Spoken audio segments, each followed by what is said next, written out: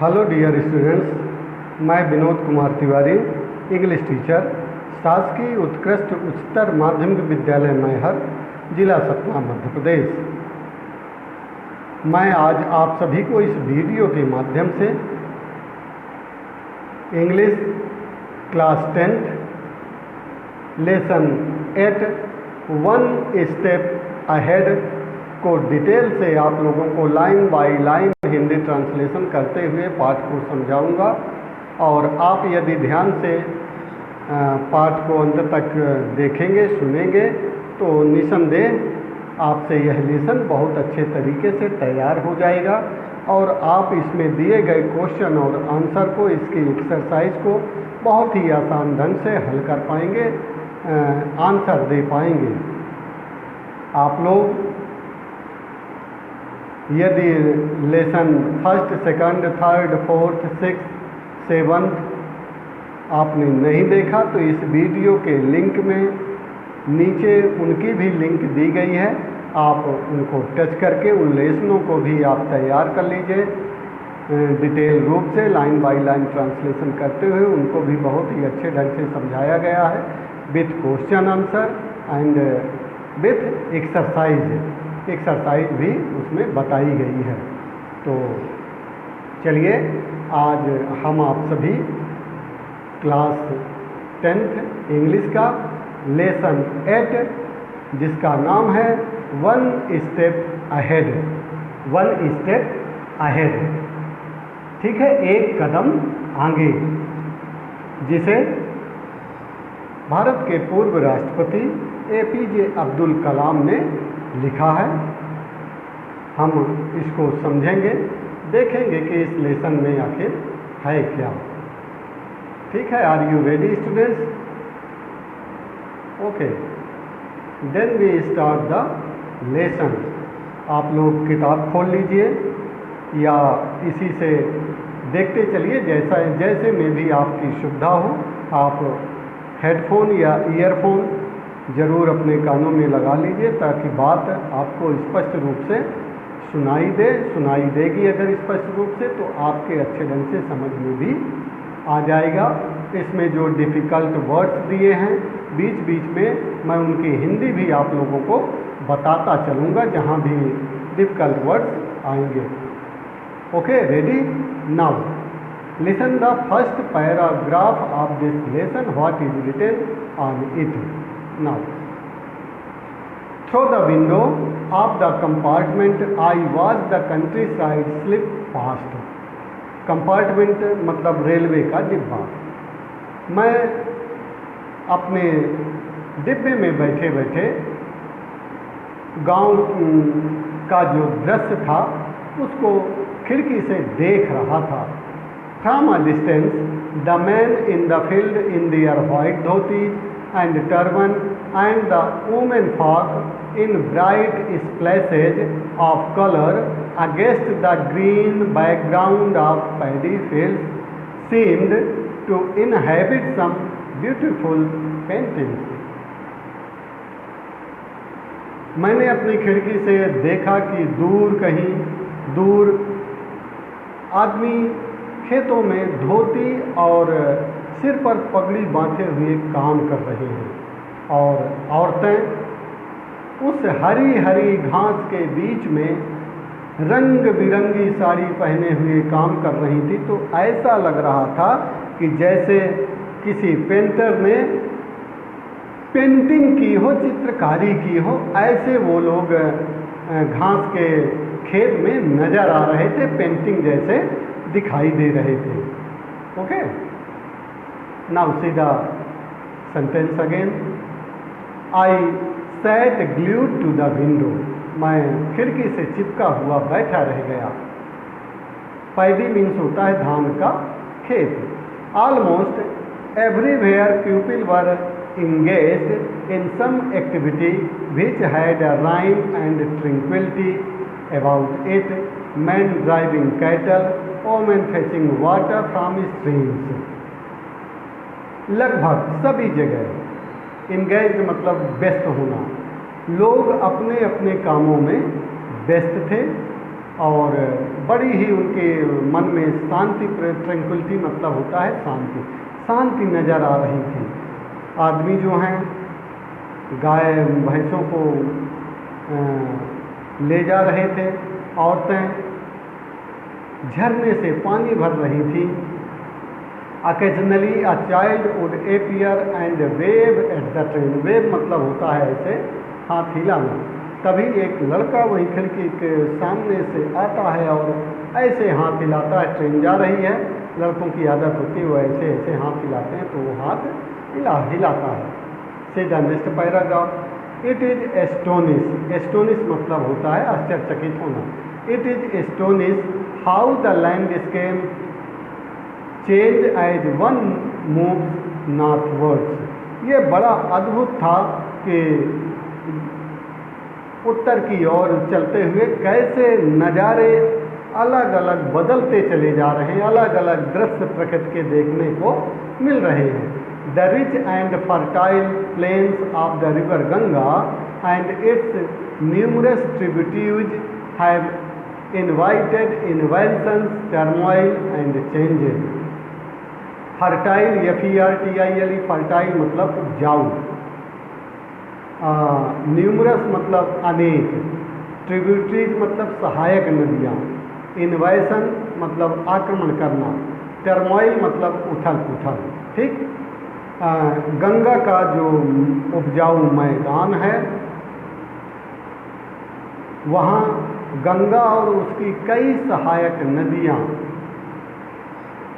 बहुत सारा उथल पुथल और परिवर्तन भी देखी हैं।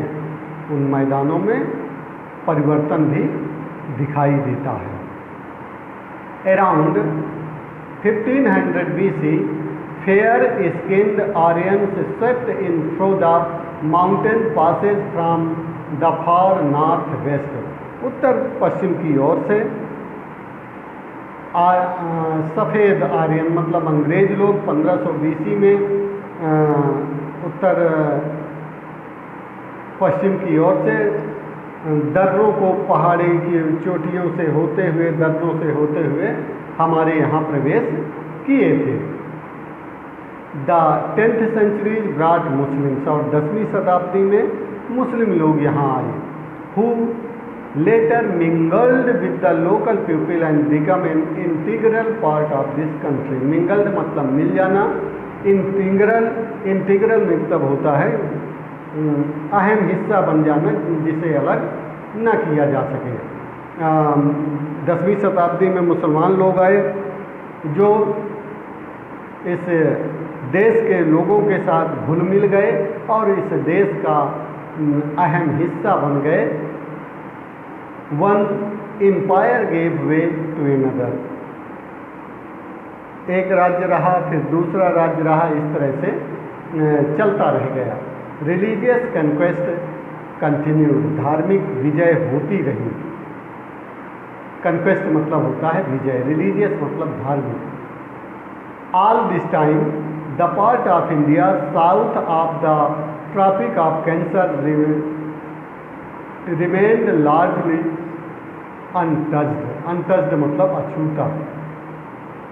ट्रॉपिक ऑफ कैंसर मतलब कर्क रेखा। ठीक, वन एम्पायर, इस समय तक जो कर्क रेखा का दक्षिणी हिस्सा था वो अछूता रह गया, वहाँ कोई नहीं गया। क्यों नहीं गया वहाँ कोई? Safe behind the shield of the Vindhyas and Satpura mountain range. Vindhya की पहाड़ियाँ और सतपुरा की चोटियों में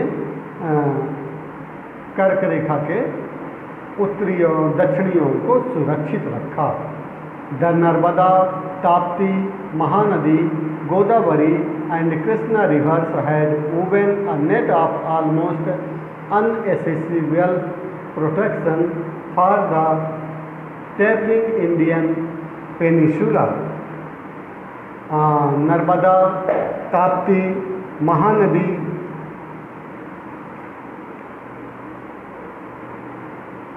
और गोदावरी, कृष्णा, ये नदियाँ ऐसा जाल बुनी कि उनके जाल के कारण, नदियों के जाल के कारण वो सुरक्षित रहा। अनएसेसिलेबल मतलब सुरक्षित। पेनिनसुला मतलब होता है प्रायद्वीप। इन प्रायद्वीपों में नदियों के जाल के कारण ये सुरक्षित रहा। To bring me to Delhi my train had crossed all these geographical impediments through the power of scientific advancement. Impediments मतलब बाधाएं, जियोग्राफिकल मतलब भौगोलिक बाधाओं को पार करते हुए मेरी ट्रेन ने मुझे दिल्ली तक पहुंचा दिया। Now see the another paragraph of this lesson. I halted for a week in Delhi, the city of great Sufi Sant Hazrat Nizamuddin। मैं दिल्ली में एक हफ्ते तक रुका। वह दिल्ली जो महान सूफी संत हजरत निजामुद्दीन की दिल्ली है। Appeared for the interview at DTD and PR, director of technical development and production. मैं वहाँ DTT इंटरव्यू में सम्मिलित हुआ दिल्ली में। I did well at the interview, मैंने इंटरव्यू में अच्छा किया। The questions were of routine nature and did not challenge my knowledge of the subject. Question जो पूछे गए मेरे सब्जेक्ट पे आधारित थे और मुझे बहुत उन क्वेश्चनों का उत्तर देने में कोई परेशानी नहीं हुई। Then I proceeded to Dehradun for my interview at the Air Force Selection Board। इसके बाद मैं एयर फोर्स सिलेक्शन बोर्ड का इंटरव्यू देने के लिए देहरादून चला गया। At the selection board, the emphasis was more on personality than on the intelligence। Air force के इंटरव्यू में शारीरिक क्षमताओं पर ज़्यादा ध्यान दिया गया, बुद्धिमत्ता पर उतना ध्यान नहीं दिया गया। Perhaps they were looking for physical fitness and an articulate manner। वो लोग इंटरव्यू लेने वाले शायद शारीरिक फिटनेस और स्पष्ट स्वभाव को ज़्यादा तवज्जो दे रहे थे, ज़्यादा अहमियत दे रहे थे। I was excited but nervous, determined but anxious, confident but tense। I was excited, मैं उत्साहित था किंतु नर्वस भी था। दृढ़ विश्वास था लेकिन मैं चिंतित भी था। डिटरमाइंड मतलब दृढ़ विश्वास, एनाक्सियस मतलब चिंतित, कॉन्फिडेंट मतलब आत्मविश्वास, टेंस मतलब परेशानी। मुझे भरोसा था लेकिन मैं चिंतित था।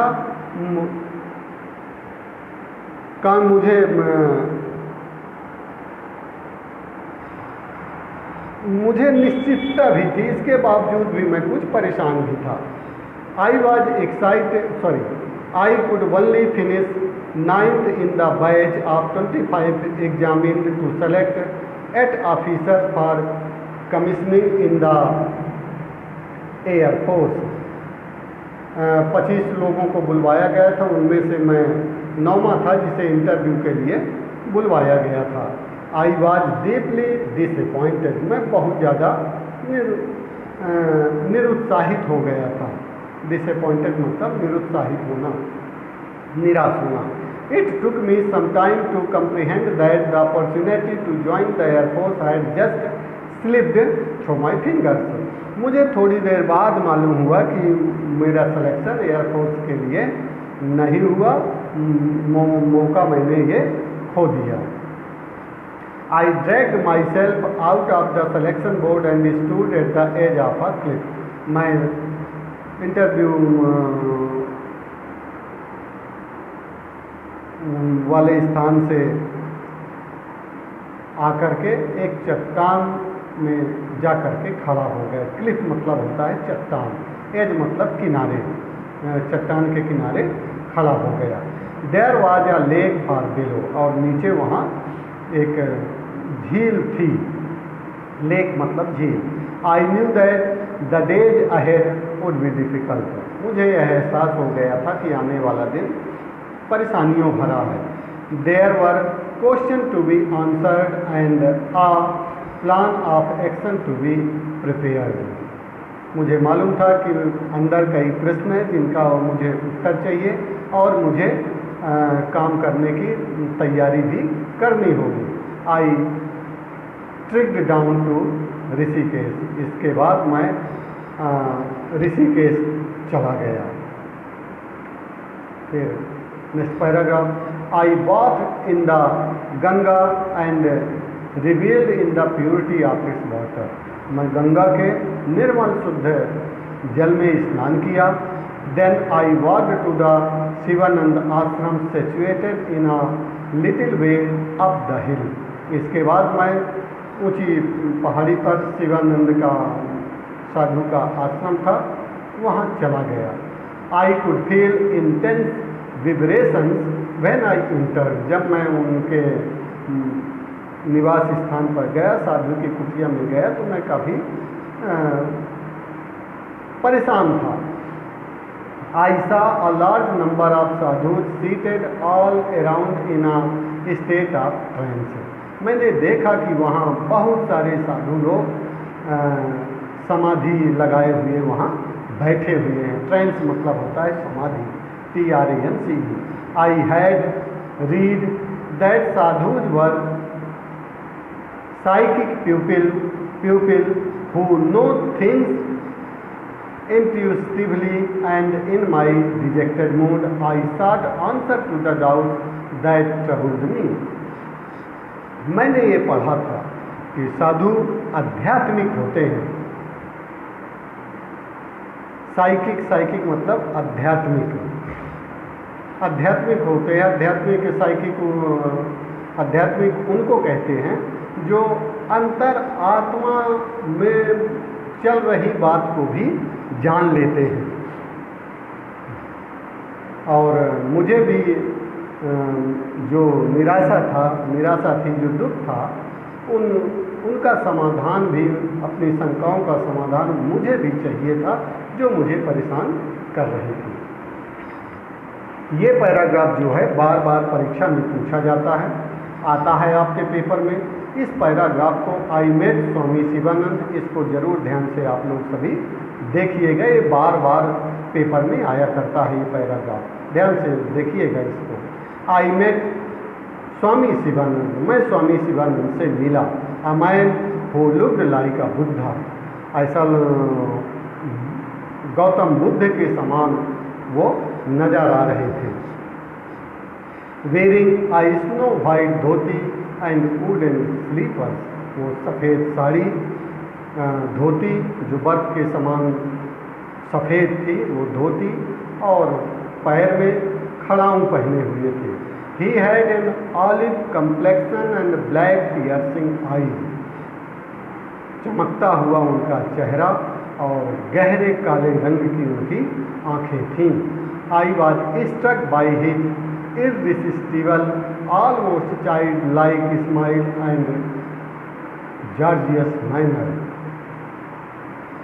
मैंने उनको जब देखा तो मैं देखते ही बड़ा प्रभावित हो गया उनसे। उनकी बच्चों जैसे मुस्कुराहट थी, जैसे बच्चों की मुस्कुराहट बहुत प्यारी लगती है, ठीक उसी तरह साधु की बच्चों जैसे मुस्कुराहट थी। I introduced myself to the Swami ji, मैंने अपना परिचय स्वामी जी को दिया। My Muslim name aroused no reaction in him, मेरा मुस्लिम नाम था, लेकिन फिर भी साधु को कोई इससे फर्क नहीं पड़ा। Before I could speak any further he inquired about the source of my sorrow. मैं कुछ उनसे कह पाता इसके पहले ही उन्होंने मुझसे पूछा कि तुम इतने उदास क्यों हो, दुखी क्यों हो, क्या कारण है। He offered no explanation of how he knew that I was sad and I did not ask. मैं नहीं समझ पाया क्यों मैं उदास हूँ, ये कैसे वो जान लिए, और मैंने पूछा भी नहीं कि वो कैसे जान पाए हैं।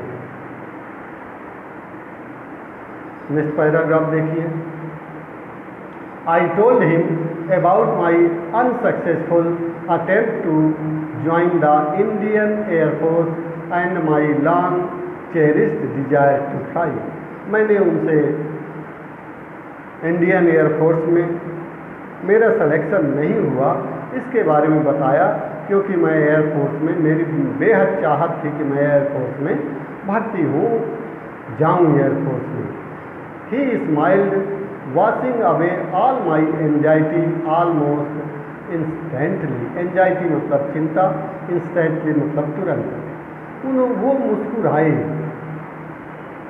और उनकी मुस्कुराहट से ही मेरी सारी चिंताएं दूर हो गई। देन ही सेड, इसके बाद में कहें, in a feeble but very deep voice, धीरे से लेकिन उनकी आवाज़ में बहुत ही गहरापन था। धीरे बोले, आवाज़ उनकी धीमी थी लेकिन उनकी आवाज़ में गहराई थी। फीबल मतलब धीरे स्वर में। Next paragraph, desire. Desire means इच्छा। Desire when it stems from the heart and spirit, when it is pure and intense, possesses awesome electromagnetic energy.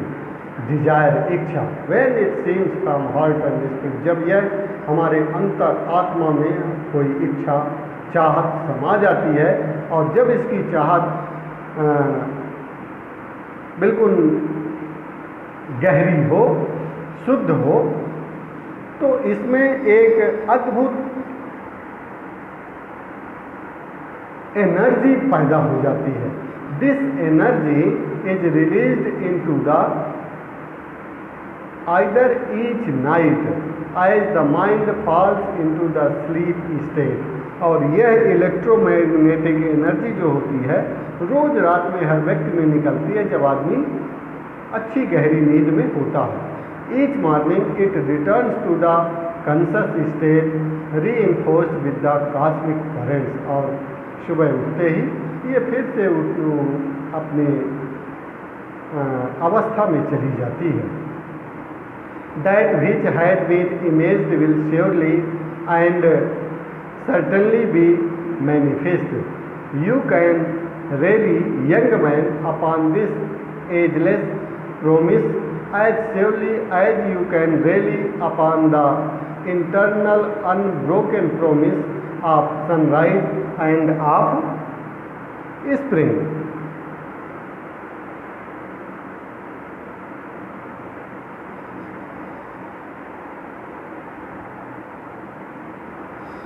आगे वो कहते हैं कि you can rely young man upon this ageless promises as surely as you can rely upon the internal unbroken promises of sunrise and of spring.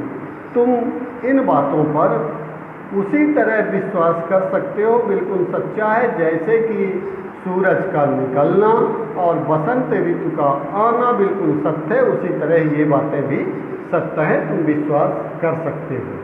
Now सीधा another paragraph. When the student is ready, the teacher will appear. जब बच्चे तैयार हो जाते हैं तो शिक्षक आते हैं। How to, कितना सही है।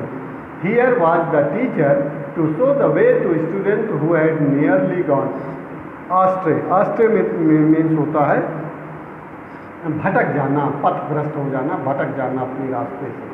Here was the teacher to show, और वो शिक्षक ही होते हैं जो भटके हुए विद्यार्थी को सही राह में लाते हैं। Accept your destiny and go ahead with your life. उन्होंने कहा अपने भाग्य को स्वीकार करो और जीवन में आगे बढ़ जाओ। You are not destined to be an air force pilot. तुम एयरफोर्स में पायलट बनने के लिए तुम्हारा जन्म नहीं हुआ, ये जान लो, तुम्हारे भाग्य में नहीं है वो। What you are destined to become is not revealed now, but it is predetermined. तुम क्या बनोगे, तुम्हारे भाग्य में क्या है, अभी मैं नहीं बता सकता, लेकिन ये निश्चित है कि तुम्हारे भाग्य में और कुछ लिखा हुआ है, तुम और कुछ करोगे। forget this failure as it was essential to lead you to your destined path. अपनी असफलता को भूल जाओ। क्यों? क्योंकि तुम्हारी किस्मत में जो है उसे पाने के लिए तुम्हें अभी रास्ता तय करना है, इसलिए इस असफलता को भूल जाओ। Search instead for the true purpose of your existence. तुम्हारा जन्म क्यों हुआ है, किस उद्देश्य से हुआ है, इसकी खोज में निकल पड़ो। Become one with yourself my son, surrender yourself to the wish of God, Swami ji said. Swami ji ने कहा भगवान की यही इच्छा है, भगवान की इच्छा के आगे तुम नतमस्तक हो जाओ, निराश मत हो, आगे बढ़ो। नाउ सीधा another paragraph. I returned to Delhi and inquired at the DTP and P air about the outcome of my interview. In response, I was handed my appointment letter. मैं अब दिल्ली आ गया और वहाँ जो मैंने इंटरव्यू दिया था DTP एंड पी का, तो उसके बारे में पूछा कि उसमें क्या हुआ। अब मैंने पूछा तो मुझे अपॉइंटमेंट लेटर दे दिया गया। I join the next day as senior scientific assistant on the basis of salary of ₹250 per month. और दूसरे दिन मैंने सीनियर साइंटिफिक असिस्टेंट की नौकरी ज्वाइन कर लिया, जिसमें 250 रुपये पर मंथ सैलरी थी। If this was to be my destiny I thought let it be so. मैंने अपने मन ही मन ये कहा कि यदि यही मेरा भाग्य है, यही मेरे भाग्य में लिखा है, तो मुझे स्वीकार कर लेना चाहिए, चलो यही सही। Finally I was filled with mental peace. Peace मतलब शांति। अब मुझे मानसिक शांति मिल चुकी थी। No more did I feel any bitterness of resentment at my failure to enter the Air Force. अब मुझे एयर फोर्स में मैं भर्ती नहीं हो पाया, इसका मुझे तनिक भी मलाल नहीं था, तनिक भी दुख नहीं था। All this was in 1958. ये सब घटनाएं 1998 में घटित हुई थी। इस तरह से यह लेसन लाइन बाय लाइन मैंने इस लेसन को बताया। अब आगे आपको मैं बताऊंगा। यहाँ ये फिल इन द ब्लैंक्स हैं, इसको हम देखते हैं, ये एक्सरसाइज करते हैं। Fill in the blanks with suitable connectors from the bracket. जो उपयुक्त कनेक्टर है उसको भरते हैं। I could not watch the whole movie. मैं पूरी मूवी नहीं देख पाया। आई फेल एस्लीप डेस द फिल्म। मैं सो गया था। तो I fell asleep during the film. Film देखने के दरमियान मैं सो गया था। ड्यूरिंग मतलब उसी समय, उसी दरमियान में सो गया था। India was not independent. Bharat स्वतंत्र नहीं हुआ था। देश 15 अगस्त 1947। तो 15 अगस्त 1947 तक भारत स्वतंत्र नहीं हुआ था। India was not independent until, क्या लग जाएगा यहाँ, अंटिल, UNTIL, अंटिल। तीसरा, Mohan met his friend. Mohan अपने दोस्तों से मिला। ही वाज ऑन हॉलीडे, वह छुट्टियों पर था। तो Mohan met his friend while he was on a holiday. जब वह छुट्टियों में था तब मोहन अपने दोस्तों से मिला। चौथा देखिए, 2 hours हैव पास्ड। 2 घंटे गुजर गए। You took medicine. तुमको दवाई लिए हुए 2 घंटे गुजर गए। तो 2 hours have passed since you took medicine. ठीक। पांचवा देखिए, ही वॉज अपसेंट। देश ही वॉज सिक। वह अपसेंट था, वह बीमार था। वह अपसेंट था क्योंकि बीमार था। तो he was absent because he was sick. Okay. Here is the difficult words. Difficult word दिए हुए हैं।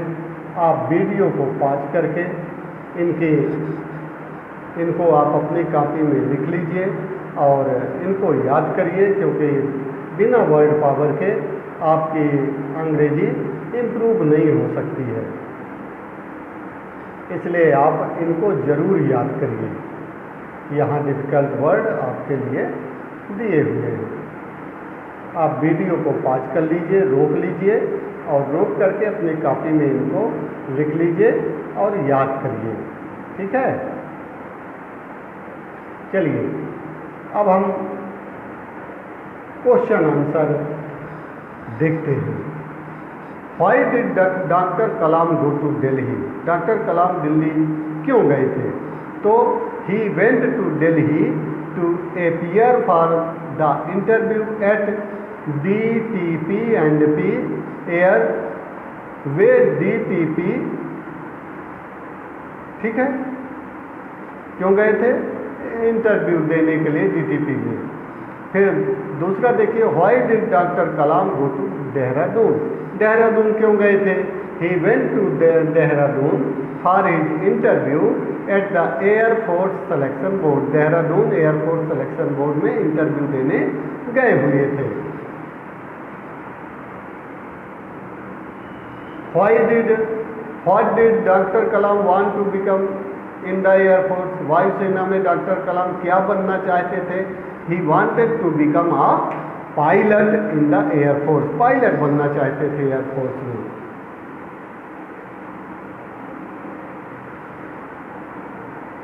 What did Dr. Kalam feel when he was going to face the interview?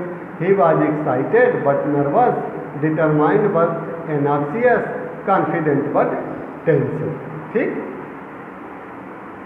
जिन क्वेश्चनों के सामने सन दिए हुए हैं उनको आप जरूर याद कर लीजिए।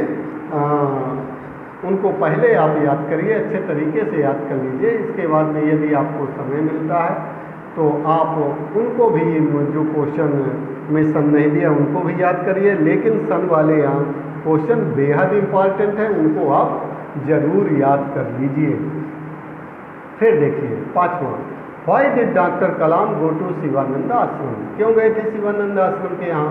ही went to Shivanand Ashram because he wanted to seek the solution of doubts that troubled him. वो शिवानंद आश्रम में गए हुए थे क्योंकि वो चाहते थे कि उन्हें जो परेशानी है उसका समाधान क्या होगा, शंका उनकी कैसे बाहर जाएगी, इसी की खोज में गए हुए थे। क्या सैलरी थी? 250 रुपये। इसको भी आप देख लीजिए।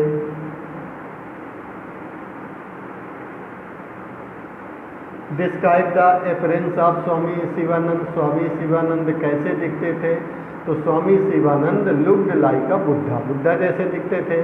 He wore a snow white dhoti and wooden slipper. He had an olive complexion and black piercing eyes. He had a childlike smile and gracious manner. ठीक,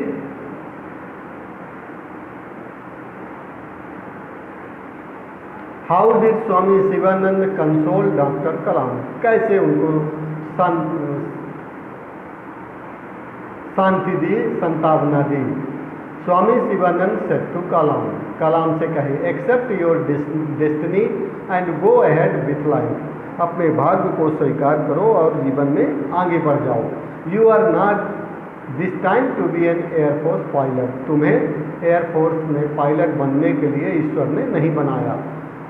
what you are destined to become is not revealed now but it is determined. अभी मैं तुमको नहीं बता सकता, लेकिन तुम्हारे लिए कुछ और ईश्वर ने जरूर किया हुआ है, आप उसको करिएगा। These words console doctor Kalam. यही शब्द डॉक्टर कलाम को शांति प्रदान किए।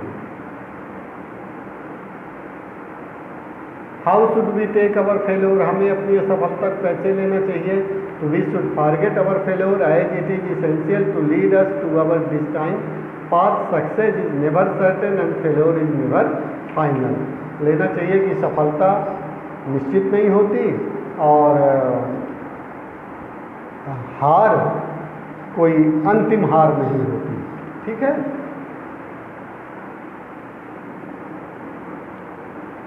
इस तरह से जो इम्पॉर्टेंट क्वेश्चन थे मैंने बताया, इनको आप तैयार कर लीजिएगा। अपना बहुत ख्याल रखिएगा।